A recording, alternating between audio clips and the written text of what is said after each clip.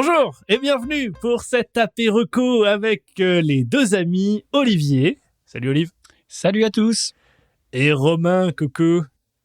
Salut, c'était bien sobre pour une fois Olivier. J'apprécie le geste.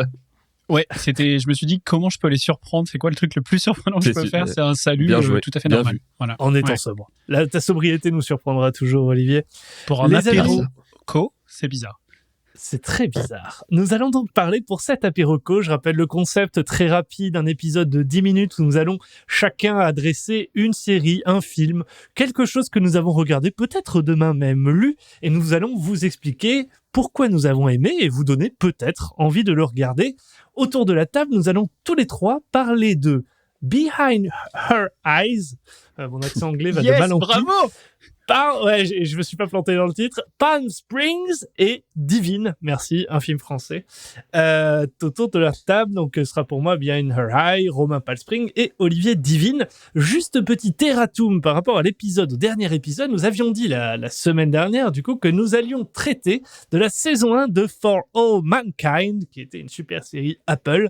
Finalement, nous avons décidé de changer puisque pourquoi pas, nous sommes agiles, nous allons comme au gré du vent et nous allons donc traiter d'un film événement sur Netflix qui s'appelle I Care a Lot, que je n'ai pas encore vu, mais qu'Olivier a vu. Il s'agit de son Joker, hein, Romain, tu me confirmes? Oui, je crois que c'est ça. Joker. Non. Le concept du Joker arrivera plus tard, mais on aura le droit de faire des choix que d'autres ne pourront pas refuser. On vous en parlera pendant une autre émission. Je vous propose de commencer, parce que c'est un épisode très court, donc commençons. Peut-être Olivier, tu commences? Allez, ok. Donc du coup, effectivement, je vais vous parler de Divine qui est sorti sur Netflix, je pense il y a une petite année maintenant, et qui en réalité est sorti en 2016. Donc c'est un film français, 4,2 sur 5 sur Allociné. Je vais vous parler du pitch. Le pitch, en gros, c'est un film qui est assez cru sur les ghettos français. Et on suit l'histoire, en gros, de Dounia, une jeune femme de 16-17 ans qui a soif de réussite et d'argent alors qu'elle vit dans un bidonville. Avec l'aide de sa meilleure amie, Maïmouna, elle va aller se mettre en tête de suivre l'exemple d'une dealeuse respectée du quartier, tout en faisant la rencontre d'un danseur troublant de sensualité. Donc ça, c'est, on va dire, le pitch, et je me suis arrêté sur le danseur troublant de sensualité pour vous les gars. Alors pourquoi j'ai kiffé, pourquoi c'est intéressant de le regarder, premièrement, je cherchais en fait un film français de qualité là, puisque ma femme apprend le français en ce moment, donc on cherche des films français, mais subtilité, qui ont aussi des sous-titres en anglais, parce que la plupart des films français sur Netflix et compagnie, ils ont pas de sous-titres. Autre que... Bienvenue chez les ch'tis. Il n'y a pas de problème.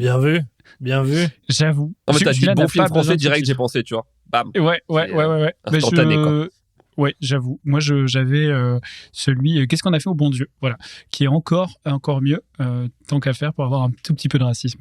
Mais globalement, donc ce que je cherchais, c'était un film français de qualité, et je dois dire que celui-là, j'ai pris une claque. C'est à la fois le portrait d'une société, de notre société, un portrait vraiment hyper acéré de notre société, alors quand même avec de la nuance. C'est un portrait d'une jeune fille qui devient aussi une femme. C'est un portrait de ce personnage singulier, donc Dounia, le personnage principal. Et il y a vachement de personnages féminins forts, ce qui change, dont notamment la dealeuse, le personnage un petit peu badass, c'est cette dealeuse, et qui est aussi une femme.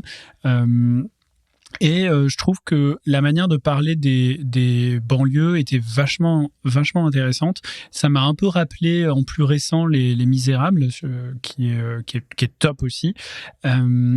Et là, on y voit notamment le quotidien dans un bidonville, et je trouve que ça, c'est un sujet qui est vachement peu traité. Si tu demandes, je pense, de manière random dans la rue à quelqu'un, tiens, est-ce qu'il y a des bidonvilles en France? On va dire, bah non, pas du tout, ça c'est ailleurs, c'est pas chez nous. Et là, justement, on voit un peu le quotidien dans un bidonville. Enfin bref, pas mal de profondeur dans le sujet, donc vraiment top. Je conseille beaucoup ce film. Et si vous n'êtes pas encore convaincu, en 2016, ce film, quand il est sorti, il a reçu la Caméra d'Or à Cannes. Je pense que, on va pas se mentir, c'est plutôt pour le regard sur les banlieues et cette histoire singulière, plus que pour la qualité de la mise en scène ou de la réalisation. Il y a quand même des trucs qui sont plus décevants d'un point de vue cinématographique, mais par contre, d'un point de vue histoire et même bref, les personnages, notamment Dounia, c'est joué par une actrice qui débutait et franchement, elle crève l'écran, ça joue vachement bien, à la différence du conseil que tu m'as donné, Tom. Pour Banlieusard qui là ça joue très mal quoi. J'étais sûr que j'allais me faire allumer. Moi j'ai adoré ce film. J'ai adoré j'adore Kerry, enfin j'aime beaucoup Kerry James et tout l'exercice autour et qui découle autour de l'exercice de prise de parole là, de concours d'éloquence. J'ai trouvé ça assez, enfin ça sonnait juste. Que les acteurs soient bons ou mauvais à la limite peu importe, mais j'ai trouvé une certaine justesse en fait dans ce film. Donc j'ai pas vu Divine, je peux pas comparer. Tu vois, Les Misérables, je serais curieux. J'étais moins hypé que ça te donne envie de pour Les regarder Misérables. Oui, complètement. Je pense que je vais le regarder parce que c'est un sujet qui est important, je pense, à regarder. Et d'autant plus que oui, donc Banlieusard, j'avais beaucoup aimé. Les Misérables, j'avais aimé, mais j'ai pas été si choqué ou j'ai pas pris une claque. J'ai trouvé ça ultra pertinent. Mais du coup, voilà, ça m'intéresse de creuser celui-là par rapport à ce que tu dis. Ça a l'air d'être un sacré regard. Le point commun peut-être entre Les Misérables et celui-là, c'est toute la nuance. C'est-à-dire, tu te rends compte à quel point ces situations-là sont un peu inextricables aujourd'hui dans l'état où on en est. Tu vois à la fois le rôle de la violence structurelle, l'égalité des chances qui marche plus, enfin, etc., etc. Mais tu vois aussi des parcours et des décisions et des choix personnels. Et enfin bref, il y a souvent un mix assez nuancé de pourquoi on en est là où on en est. Il y a notamment un passage dans ce film où plusieurs passages avec des pompiers et la situation tu vois, comment les pompiers peuvent être accueillis dans les banlieues. Enfin bref, c'est un super film, quoi. Ok. Toi, Romain, est-ce que ça te donne envie? Moi, j'en avais entendu parler à l'époque à Cannes, 5-6 ans du coup maintenant. Et en 2016, je me rappelle que ça avait grave divisé Cannes. Ça avait beaucoup fait parler, je l'avais pas vu par la suite, mais moi j'ai mis Les Misérables il y a quelques temps, que j'avais trouvé très très bien. Mais je regarderai du coup, pour le coup. Ça me dit. Superbe. On enchaîne. On a dit épisode court, donc il nous reste 3-4 minutes. Donc, 30 secondes. Romain, 30 secondes, c'est parti. Le pitch est clair. Allez, c'est parti alors. À toi, Palm Springs. Donc Palm Springs, sorti sur Amazon Prime en début d'année, il y a 15 jours en gros. C'est un film qui sortait aux USA au milieu d'année de l'année dernière. Il a été nommé aux Golden Globes cette année pour meilleur film de comédie et meilleur acteur de comédie. Donc le petit pitch, tout démarre comme une comédie romantique de base, un mariage banal. On suit tout d'abord la journée de Niles, donc Niles joué par Andy Samberg, un des acteurs que j'adore, qu'on trouve dans Brooklyn Nine-Nine, entre autres. C'est le petit ami d'une amie de la mariée, voilà. Mais Niles, il dénote un peu. Il n'a pas spécialement l'air d'avoir envie d'être ici. Il participe au mariage de la journée, mais il est en chemise hawaïenne et en short et en claquettes. Rien à foutre, il est là au pif. Mais il va croiser le regard dans la soirée de Sarah, qui est jouée par Christine Milioti. Et Sarah, tout comme lui, elle a un peu l'air d'être au fond du seau, quoi. C'est un peu au bout de sa vie, quoi. Donc là, vous allez me dire, c'est une comédie romantique banale, ils vont tomber amoureux, blabla. On a vu ça 100 fois. Oui, mais non. À la fin de la journée, il va se passer quelque chose qui va tout remettre en question. Je vous spoil pas. Je vous dis pas ce qui se passe. Comme ça, vous regardez, vous allez voir ce bout de 15 minutes de film.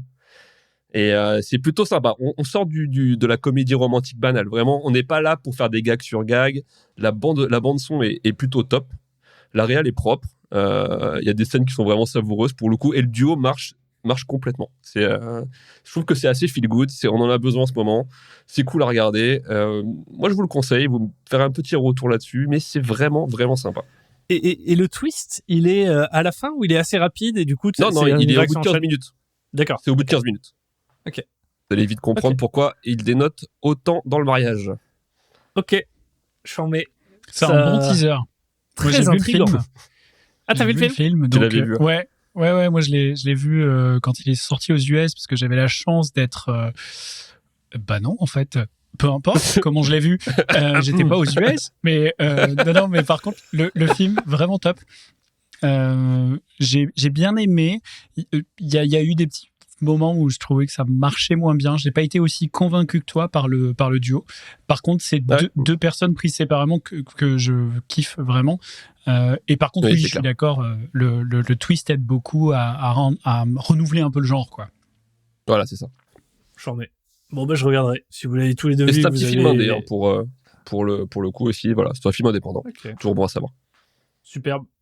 J'enchaîne, tant pis pour Cool Chain, je vais parler de Behind Her Eyes, mini-série UK sur Netflix. Alors, les séries UK, d'une manière générale, moi j'aime beaucoup, j'accroche beaucoup, il y a des accents formidables, et en plus de ça, il y a un accent écossais, enfin 2 accents écossais qui sont, c'est formidable. 6 épisodes, série one-shot, limited série, donc ça c'est cool. Moi je suis de plus en plus, j'adore de plus en plus ces séries courtes. Le pitch, c'est une jeune mère célibataire, secrétaire médicale à Londres, qui va faire la rencontre fortuite d'un psychiatre dont elle va tomber amoureuse, et puis elle va faire la rencontre fortuite de sa femme dont elle va devenir amie, mais le mari ne sait pas qu'elle est amie avec sa femme. Donc il y a une embrouille, on sent quelque chose, on renifle quelque chose qui ne tourne pas rond. On va vite se rendre compte que il y a un truc étrange qui se trame dans le couple, mais on met pas le doigt dessus. On voit que ça sent mauvais. Et la série nous amène à deep dive dans cette relation, dans ces relations complexes de ces personnages, et l'envie de résoudre, de comprendre, de résoudre l'énigme qui va se densifier au fur et à mesure des épisodes avant le climax de l'épisode final. Donc c'est vachement bien amené, l'ambiance est assez cool, et du coup j'ai kiffé quoi. Et pourquoi ? L'accent écossais, c'est le feu. Donc j'ai demandé à Netflix, ils m'ont pas répondu parce que sur Twitter, ils m'ont pas répondu, mais j'aurais aimé qu'il y ait des doublages écossais à chaque film en VO. Que ce soit que de l'écossais, même les villes américains, de l'écossais. Ce serait vachement plus sympa. Je suis en train d'imaginer Die Hard avec l'accent écossais. Je pense qu'on tient un concept. Il y a un style qui est très ZOA, donc un peu what the fuck. Il y a des petits passages un peu what the fuck. Et Black Mirror aussi. Il y a un truc où tu te dis à la fin, j'ai eu l'impression que ça aurait pu être un Black Mirror. C'est un thriller, un peu fantastique, un peu what the fuck, mais ça met du temps à arriver, et c'est pas ça qui est au centre de la série. C'est avant tout le thriller, et il y a un poil de fantastique et de trucs un peu difficiles à comprendre. Ça a manqué de très peu pour que ce soit une grande série. Je pense qu'il manquait une ou deux choses. On a parlé un petit peu avec Olivier offline, le développement d'un ou deux caractères ou d'une ou deux relations, et ça faisait une grande série.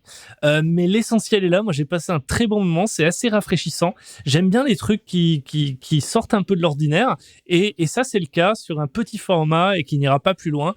La fin est très cool, donc regardez-le. Ça se regarde assez facilement. Et toi, Olive, tu l'as vu, ouais? Ouais, je l'ai vu, et pareil, j'ai vraiment adoré le voyage, quoi. Je suis comme tu viens de le dire, il y a 2-3 petits ratés, des petits trucs où on se dit ça aurait pu être encore mieux. Ouais. Mais honnêtement, j'ai vraiment kiffé le moment que j'ai passé. Quelques petites longueurs, quoi, mais très cool, très cool. Cool. Et Romain, il faudrait que tu le regardes. Je serais curieux d'avoir. Oui, moi j'en avais entendu parler, mais oui, ça donne envie. Du coup, je jetterai un œil. Splendide. Les amis, il est temps, nous avons fait 13 minutes top maximum. Je vous souhaite une excellente semaine, et n'oubliez pas de regarder, pour ceux qui nous écoutent, I Care a Lot, dont nous allons parler au hors d'œuvre et au barbecue d'ici une semaine. On vous embrasse, des bisous, bonne semaine. Belle semaine.